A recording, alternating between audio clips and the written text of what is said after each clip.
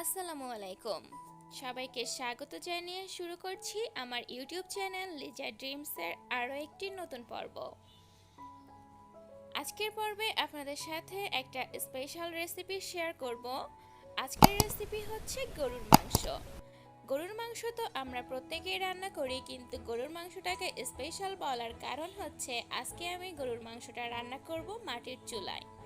হ্যাঁ, ঠিকই শুনেছেন, মাটির চুলাতে গরুর মাংস রান্নার টেস্ট কিন্তু একটু হলেও বেশি হয়ে থাকে। তো চলুন মাটির চুলাতে গরুর মাংস রান্নার রেসিপিটা আমরা পুরোপুরি দেখে নিই।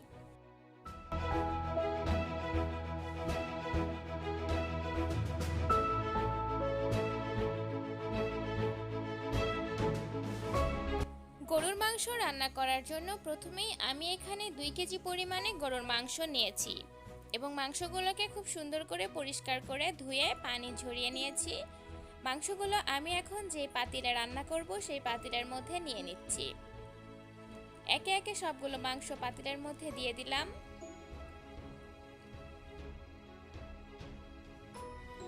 মাংসগুলোকে পাতিলের মধ্যে দিয়ে দেওয়ার পরে সবগুলো উপকরণ আমি এই মাংসের মধ্যে দিয়ে দিচ্ছি। প্রথমেই দিয়ে দিলাম 1 কাপ পরিমাণে পেঁয়াজ কুচি। আর গরুর মাংসটা রান্না করার জন্য কিন্তু প্রথমেই সবগুলো উপকরণ দিয়ে দেওয়ার পরে মশলাগুলোকে হাতে মেখে নিয়ে রান্না করলে মাংসের টেস্টটা অনেক ভালো হয়। এখন দিয়ে দিলাম 1 কাপ পরিমাণে আদা এবং রসুন বাটা। দিয়ে দিচ্ছি দারচিনি, জিরা এবং এলাচ বাটা। দিয়ে দিচ্ছি শুকনো মরিচ বাটা 2 টেবিল চামচ পরিমাণে। শুকনো মরিচ বাটা দিলে কিন্তু গরুর মাংসের টেস্টটা বেশি ভালো হয় এবং শুকনো মরিচটা কিন্তু নিজেদের টেস্ট অনুযায়ী দিতে হবে। যদি বেশি খেতে চান সেক্ষেত্রে বেশি দিতে হবে। হলুদ গুঁড়া দিয়ে দিচ্ছি 1 টেবিল চামচ পরিমাণে এবং লবণ দিয়ে দিচ্ছি 1 টেবিল চামচ পরিমাণে। লবণটা পরবর্তীতে টেস্ট করে দেখতে হবে। এবং তেল দিয়ে দিচ্ছি 2 কাপ পরিমাণে। আসলে মাংসটা রান্না করার জন্য মাংসের পরিমাণ অনুযায়ী সবগুলো মশলাই পরিমাণ মতো দিতে হবে।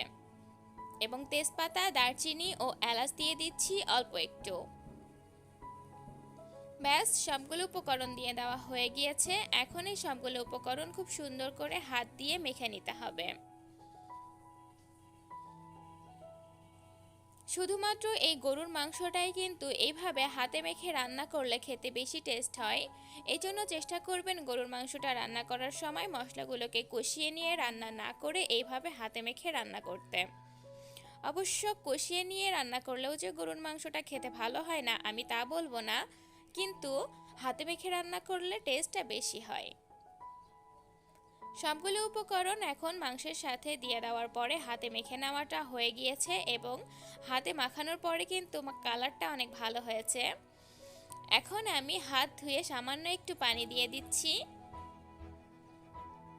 পাতিলটাকে এখন মাটির চুলাতে বসিয়ে দিয়েছি মাংসগুলোকে রান্না করে নেওয়ার জন্য। এখন মাংসগুলোকে রান্না করে নেওয়ার পালা। মাংসগুলো রান্না করার জন্য কিন্তু আমি হাত ধোয়া সামান্য একটু পানি ব্যবহার করেছিলাম, এছাড়া অতিরিক্ত কোনো পানি কিন্তু এখনও ব্যবহার করিনি। আপনারা কিন্তু দেখতেই পাচ্ছেন মাংস থেকে বেশ অনেকটা পানি বের হয়ে এসেছে। আর এই পানিগুলোকে শুকিয়ে নিতে হবে এবং সেই সাথে খুব ভালো করে এই পানি দিয়েই মাংসগুলোকে কষিয়ে নিতে হবে। মাংসগুলোকে কষিয়ে নেওয়ার জন্য কিন্তু অতিরিক্ত কোনো পানি এখনই ব্যবহার করা যাবে না। মাংসের যে এক্সট্রা পানি সেইগুলো শুকিয়ে যাওয়ার পরেই অতিরিক্ত পানি দিতে হবে। মাংসগুলোকে এখন মিডিয়াম হিটে কষিয়ে নেওয়া হচ্ছে। আর মাংসগুলো যতটা ভালো করে কষিয়ে নেওয়া হবে মাংসের টেস্ট কিন্তু ততটাই বাড়তে থাকবে। তাই চেষ্টা করবেন একটু বেশি সময় নিয়ে মাংসগুলোকে খুব ভালোভাবে কষিয়ে নিতে।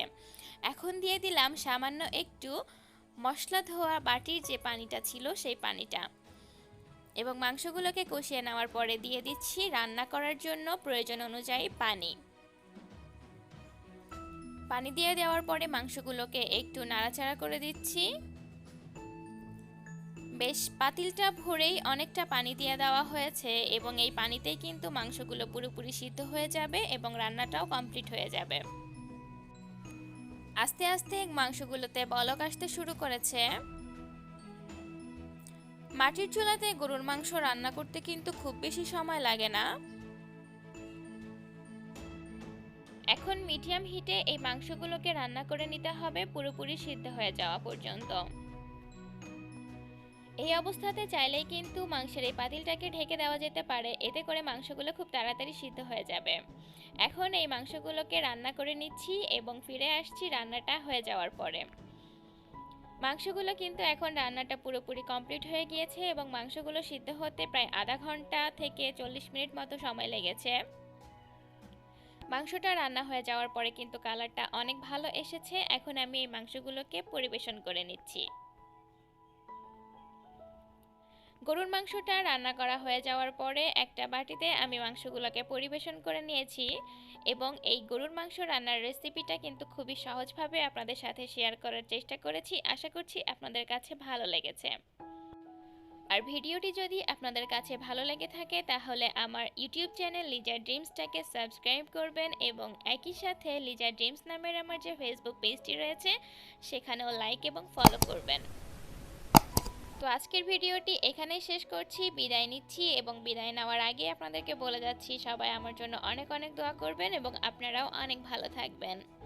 খোদা হাফেজ।